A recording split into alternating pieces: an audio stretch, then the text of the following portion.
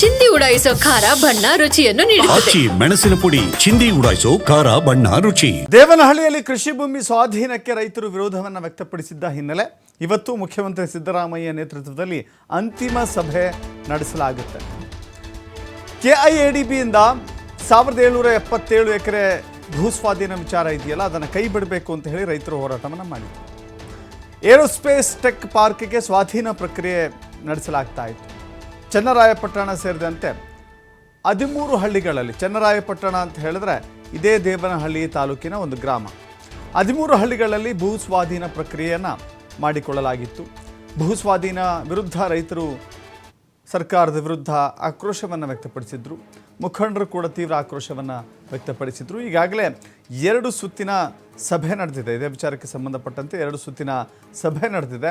ಕಾನೂನು ತೊಡಕುಗಳ ಬಗ್ಗೆಯೂ ಕೂಡ ಮಾಹಿತಿಯನ್ನು ಮುಖ್ಯಮಂತ್ರಿಗಳು ಇವತ್ತು ಪಡೆದುಕೊಳ್ಳಿದ್ದಾರೆ. ಕೆಲ ರೈತರಿಂದ ಭೂಮಿ ಕೊಡೋದಕ್ಕೆ ಒಪ್ಪಿಗೆ ಇದೆ, ಕೆಲವರಿಂದ ವಿರೋಧ ಇದೆ. ಗೊಂದಲ ಇರುವಂಥ ಹಿನ್ನೆಲೆ ಹಸಿರು ವಲಯ ಅಸ್ತ್ರ ಹೂಡಿದ್ದಾರೆ ಮುಖ್ಯಮಂತ್ರಿಗಳು. ಹಸಿರು ವಲಯ ಅಂತ ಘೋಷಣೆ ಮಾಡಿದ್ರೆ ರೈತರಿಗೆ ಭೂಮಿಯನ್ನು ವಾಪಸ್ ಕೊಡುವ ನಿಟ್ಟಿನಲ್ಲಿ ಒಂದು ಹೆಜ್ಜೆ ಸರ್ಕಾರ ಮುಂದೆ ಇಟ್ಟಂತಾಗತ್ತೆ. ಸೊ ಹೀಗಾಗಿ ಕೈಗಾರೀಕರಣ ನೆಪದಲ್ಲಿ ಅಥವಾ ಕೈಗಾರಿಕೆಗಳ ನೆಪದಲ್ಲಿ ರೈತರ ಭೂಮಿಯನ್ನು ಕಸಿದುಕೊಳ್ಳಬೇಡಿ ಅಂತ ಹೇಳಿ ಇದಕ್ಕೆ ಪ್ರಕಾಶ್ ರೈ ಕೂಡ ಸಾಥ್ ಕೊಟ್ಟಿದ್ರು. ಯಾವುದೇ ಕಾರಣಕ್ಕೂ ಸರ್ಕಾರ ರೈತರ ವಿರೋಧಿ ನಿಲುವನ್ನು ತೆಗೆದುಕೊಳ್ಳಬಾರದು ಅಂತ ಹೇಳಿ ಕಳೆದ ಸಭೆ ಇದೇ ವಿಧಾನಸೌಧದಲ್ಲಿ ನಡೆದಿತ್ತು. ಪ್ರಕಾಶ್ ರೈ ಸೇರಿದಂತೆ ಅನೇಕ ರೈತ ಮುಖಂಡರು ಕೂಡ ಭಾಗವಹಿಸಿದ್ರು. ಆ ಸಂದರ್ಭದಲ್ಲೂ ಕೂಡ ಸರ್ಕಾರಕ್ಕೆ ಬಹಳ ದೊಡ್ಡ ಆಗ್ರಹವನ್ನು ಮಾಡಿದ್ದು, ಯಾವುದೇ ಕಾರಣಕ್ಕೂ ರೈತರಿಂದ ಭೂಮಿಯನ್ನು ಕಸಿದುಕೊಳ್ಳಬೇಡಿ. Real estate mafia, real estate ದಂಧೆ ಈ ಭಾಗದಲ್ಲಿ ಅತಿ ದೊಡ್ಡ ಪ್ರಮಾಣದಲ್ಲಿ ರೈತರಿಂದ ಭೂಮಿಯನ್ನು ಕಸಿದುಕೊಳ್ಳುವಂಥ ಕೆಲಸ ಮಾಡಿದೆ. ಸರ್ಕಾರವೂ ಕೂಡ ಅದೇ ರೀತಿ ಮಾಡಿದ್ರೆ ಭೂ ರೈತರಾಗ್ತಾರೆ ಅಂತ ಹೇಳಿ ಆಗ್ರಹ ಇತ್ತು. ಮತ್ತಷ್ಟು ಮಾಹಿತಿ ನಮ್ಮ ಪ್ರತಿನಿಧಿ LN ಸ್ವಾಮಿ ಕೊಡ್ತಾರೆ, ನೇರ ಸಂಪರ್ಕದಲ್ಲಿ ಜಾಯ್ನ್ ಆಗಿದ್ದಾರೆ. ಸ್ವಾಮಿ, ಗಮನಿಸ್ತಾ ಇದ್ದೀವಿ, ಒಂದು ಕಡೆ ರೈತರಿಂದ ಭೂಮಿಯನ್ನು ಕಸಿದುಕೊಳ್ಳುವಂಥ ಪ್ರಯತ್ನ, KIDB ಡಿನೋಟಿಫೈ ಮಾಡಬೇಕು, ರೈತರ ಭೂಮಿಗಳನ್ನು ವಾಪಸ್ ಕೊಡಬೇಕು ಅಂತ ಹೇಳಿ ಈ ವಿಚಾರದಲ್ಲಿ ಇವತ್ತು ಯಾವೆಲ್ಲ ಮಹತ್ವದ ನಿರ್ಧಾರ ಹೊರಬೀಳುವಂಥ ಸಾಧ್ಯತೆಗಳಿದೆ? ರೈತರಿಗೆ ಗೆಲುವಾಗಬಹುದಾ ಇವತ್ತಿನ ಸಭೆಯ ನಂತರ? ದೇವನಹಳ್ಳಿ ತಾಲೂಕಿನ ಚನ್ನರಾಯಪಟ್ಟಣ ಸೇರಿದಂತೆ 13 ಹಳ್ಳಿಗಳಲ್ಲಿ ಭೂ ಸ್ವಾಧೀನ ಪ್ರಕ್ರಿಯೆಗೆ ಈಗಾಗಲೇ ಸರ್ಕಾರ ಮುಂದಾಗಿರುವಂತದ್ದು. ಏರೋಸ್ಪೇಸ್ ಟೆಕ್ ಪಾರ್ಕ್ ನಿರ್ಮಾಣಕ್ಕೆ ಸಂಬಂಧಪಟ್ಟಂತೆ KIDB ಸುಮಾರು 1777 ಎಕರೆ ಭೂ ಸ್ವಾಧೀನಕ್ಕೆ ಈಗಾಗಲೇ ಸರ್ಕಾರ ಮುಂದಾಗಿದೆ. ಜೊತೆಗೆ ಈ ಸರ್ಕಾರದ ನಿರ್ಧಾರದ ವಿರುದ್ಧ ಸಾಕಷ್ಟು ಹೋರಾಟಗಳು ಅಲ್ಲಿನ ಸ್ಥಳೀಯ ಮಟ್ಟದಲ್ಲಿ ಶುರುವಾಗಿರುವಂತದ್ದು. ಅಂದ್ರೆ ನೀರಾವರಿ ಭೂಮಿ, ಫಲವತ್ತಾದ ಭೂಮಿ, ಹಾಗಾಗಿ ಇದನ್ನ ವಶಪಡಿಸ್ಕೊಳ್ಬಾರ್ದು ಎಂಬ ಬೇಡಿಕೆಯನ್ನು ಇಟ್ಟು ಸುಮಾರು 1200 ದಿನಗಳಿಂದ ರೈತರು ನಿರಂತರವಾಗಿ ಹೋರಾಟ ಮಾಡ್ಕೊಂಡು ಬರ್ತಾ ಇದ್ದಾರೆ. ಹೋರಾಟದ ಕಿಚ್ಚು ಹೆಚ್ಚಾಗ್ತಾ ಇದ್ದಂತೆ CM ಸಿದ್ದರಾಮಯ್ಯನವರು 2 ಸುತ್ತಿನ ಸಭೆಯನ್ನ ಅಲ್ಲಿನ ಸ್ಥಳೀಯ ರೈತರು ಹಾಗೂ ರೈತ ಮುಖಂಡರ ಜೊತೆ ನಡೆಸಿರುವಂತದ್ದು. ಹಾಗಾಗಿ ಮುಂದೆ ಯಾವ ರೀತಿ ಕ್ರಮ ಕೈಗೊಳ್ಳಬೇಕು ಅನ್ನೋದ್ರ ಬಗ್ಗೆ ಈಗಾಗಲೇ ಸಂಪೂರ್ಣ ಮಾಹಿತಿಯನ್ನ ಪಡೆದಿರುವಂತಹ CM ಸಿದ್ದರಾಮಯ್ಯನವರು ಇವತ್ತು ಮತ್ತೆ ಅಂತಿಮ ಸುತ್ತಿನ ಮಾತುಕತೆ ಹಾಗೂ ಸಭೆಯನ್ನ ಮಾಡ್ತಾ ಇದ್ದಾರೆ. ಪ್ರಮುಖವಾಗಿ ಅಲ್ಲಿ ಈಗ ಇರುವಂತ ಒಂದು ಗೊಂದಲ ಹಾಗೂ ಸಮಸ್ಯೆಗಳು, ಒಂದು ಕಡೆ ಕೆಲ ರೈತರು ನಾವು ಜಮೀನು ಸರ್ಕಾರಕ್ಕೆ ಕೊಡಕ್ಕೆ ಸಿದ್ಧರಾಗಿದ್ದೇವೆ ಅಂದ್ರೆ, ಮತ್ತೊಂದು ಕೆಲ ರೈತರು ನಾವು ಸರ್ಕಾರಕ್ಕೆ ಜಮೀನು ಬಿಟ್ಕೊಡೋದಿಲ್ಲ ಅನ್ನೋ ಚರ್ಚೆ ಸಾಕಷ್ಟು ಸವಾಲಾಗಿರ್ತಾ ಇದೆ. ಅಂದ್ರೆ ಈಗ ಸರ್ಕಾರದ ಮುಂದೆ ಇರೋದು 2 ದಾರಿ. ಒಂದು, ಜಮೀನನ್ನ ಭೂ ಸ್ವಾಧೀನ ಪ್ರಕ್ರಿಯೆಯಿಂದ ಬಿಡುವಂತದ್ದು, ಅದಕ್ಕಿರುವಂತಹ ಒಂದು ಕಾನೂನು ತೊಡಕುಗಳನ್ನ ಈಗಾಗಲೇ ಕಾನೂನು ತೊಡಕುಗಳ ಬಗ್ಗೆ ಸ್ವಯಂ ಮಾಹಿತಿ ಪಡ್ತಾ ಇದ್ದಾರೆ.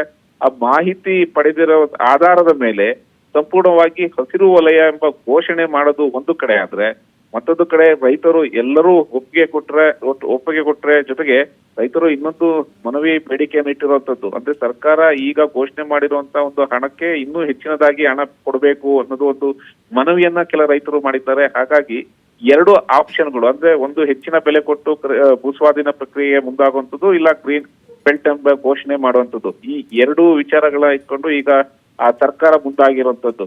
ಕೆಲವು ಕಡೆ ಮತ್ತೊಂದು ಸಾಕಷ್ಟು ಆರೋಪಗಳು ಕೇಳ್ಬರ್ತಾ ಇರುವಂತದ್ದು, ರಿಯಲ್ ಎಸ್ಟೇಟ್ ಮಾಫಿಯಾ ಅಲ್ಲಿ ಕೆಲ ರೈತ ಮುಖಂಡರನ್ನ ರೈತರನ್ನ ದಾರಿ ತಪ್ಪಿಸ್ತಾ ಇದೆ ಎಂಬ ಆರೋಪಗಳು ಕೇಳ್ಬರ್ತಾ ಇದೆ. ಹಾಗಾಗಿ ಎಲ್ಲವನ್ನು ನಿಭಾಯಿಸುವಂತ ಒಂದು ಸವಾಲು ಈಗ ಸರ್ಕಾರದ ಮುಂದೆ ಇರೋದ್ರಿಂದ ಸರ್ಕಾರ ಯಾವ ಒಂದು ಆ ನಿರ್ಣಯ ಮಾಡುತ್ತೆ, ಯಾವ ಒಂದು ನಿರ್ಧಾರಕ್ಕೆ ಬರುತ್ತೆ ಅನ್ನೋದು ಸಾಕಷ್ಟು ಕುತೂಹಲ ಮೂಡಿಸ್ತಾ ಇದೆ. ಹಾಗಾಗಿ ಇವತ್ತು ನಡೆಯುವಂತಹ ಒಂದು ಸಭೆಯಲ್ಲಿ ರೈತರು ಯಾವ ಒಂದು ಮನವಿಯನ್ನ, ಅಂದ್ರೆ ರೈತರು ಜಮೀನು ಕೊಡೋದಕ್ಕೆ ಒಪ್ಕೋತಾರ, ಕೊಟ್ಟಂತಹ ಸಂದರ್ಭದಲ್ಲಿ ಅವರ ಬೇಡಿಕೆಗಳೇನಿರುತ್ತೆ ಆ ಬೇಡಿಕೆಗಳನ್ನ ಸರ್ಕಾರ ಈಡೇರಿಸುತ್ತಾ ಅನ್ನೋದು ಒಂದು ಕಡೆ ಆದ್ರೆ, ಮತ್ತೊಂದು ಕಡೆ CM ಸಿದ್ದರಾಮಯ್ಯನವರು ಹಾಗೂ ಸರ್ಕಾರ ಸಾಕಷ್ಟು ಒಂದು ಎಚ್ಚೆತ್ಕೊಂಡಿದೆ. ಅಂದ್ರೆ ಎಲ್ಲದಕ್ಕೂ ರಿಯಲ್ ಎಸ್ಟೇಟ್ ಮಾಫಿಯಾ ಸೇರಿದಂತೆ ಪ್ರಭಾವಿ ನಾಯಕರ ಒಂದು ಅಲ್ಲಿ ಕೈವಾಡಗಳು ಇರೋದ್ರಿಂದ ಎಲ್ಲದಕ್ಕೂ ಒಂದು ಎಚ್ಚರಿಕೆಯನ್ನು ಪರೋಕ್ಷವಾಗಿ ಈಗಾಗಲೇ ಎಚ್ಚರಿಕೆಯ ಸಂದೇಶ ರವಾನಾ ಮಾಡಿದ್ದಾರೆ. ಆ ಎಚ್ಚರಿಕೆಯ ಸಂದೇಶ ಇವತ್ತು ಘೋಷಣೆ ಆದಂತ ಸಂದರ್ಭದಲ್ಲಿ ಹಸಿರು ವಲಯವನ್ನಾಗಿ ಮಾಡಿದ್ರೆ ಅಲ್ಲಿ ಸುಮಾರು 20 ರಿಂದ 25 ವರ್ಷಗಳ ಕಾಲ ಯಾವುದೇ ಕಾರಣಕ್ಕೂ ಅದನ್ನ ಮಾರಾಟ ಮಾಡೋದಕ್ಕೆ ಅಥವಾ ಬೇರೆ ಉದ್ದೇಶಗಳಿಗೆ ಅದನ್ನ ಬಳಕೆ ಮಾಡ್ಕೊಳ್ಳೋದಕ್ಕೆ ಆಗೋದಿಲ್ಲ. ಹಾಗಾಗಿ ಅದನ್ನ ಹಸಿರು ವಲಯ ಅಂತ ಘೋಷಣೆ ಮಾಡೋದಕ್ಕೆ ಈಗ ಸರ್ಕಾರ ಮುಂದಾಗಿರುವಂತದ್ದು. ಅಂದ್ರೆ ಕೆಲ ರೈತರು ಒಂದು ಬೇಡಿಕೆ ಇಟ್ಟಿದ್ದಾರೆ, ನಮ್ಮ ಜಮೀನನ್ನ ನಮಗೆ ಕೊಟ್ಬಿಡಿ ಅಂತ. ಹಾಗಾಗಿ ರೈತರ ಭೂಮಿ ರೈತರಿಗೆ ಅದನ್ನ ಕೊಡೋದಕ್ಕೋಸ್ಕರ ಈಗ ಸರ್ಕಾರ ಯಾವ ನೀತಿ ಅನುಸರಿಸುತ್ತೆ, ಯಾವ ನಿರ್ಧಾರ ತೆಗೆದುಕೊಳ್ತಾರೆ ಅನ್ನೋದು ಸಾಕಷ್ಟು ಕುತೂಹಲ. ಒಂದು ಕಡೆ ರೈತರ ಪರವಾಗಿದ್ದೇವೆ ಎಂದು ತೋರಿಸ್ಕೊಡೋದಕ್ಕೆ, ಮತ್ತೊಂದು ಕಡೆ ರಿಯಲ್ ಎಸ್ಟೇಟ್ ಮಾಫಿಯಾಗೆ ಒಂದು ಖಡಕ್ ಎಚ್ಚರಿಕೆ ಕೊಡೋದಕ್ಕೆ, ಈ ಎರಡೂ ವಿಚಾರಗಳನ್ನ ಇಟ್ಕೊಂಡು ಇವತ್ತಿನ ಸಭೆ ಸಾಕಷ್ಟು ಕುತೂಹಲ ಮೂಡಿಸ್ತಾ ಇರುವಂತದ್ದು. ಎಸ್, ಥ್ಯಾಂಕ್ ಯು ಸ್ವಾಮಿ ನಿಮ್ಮಲ್ಲ ಮಾಹಿತಿಗೆ.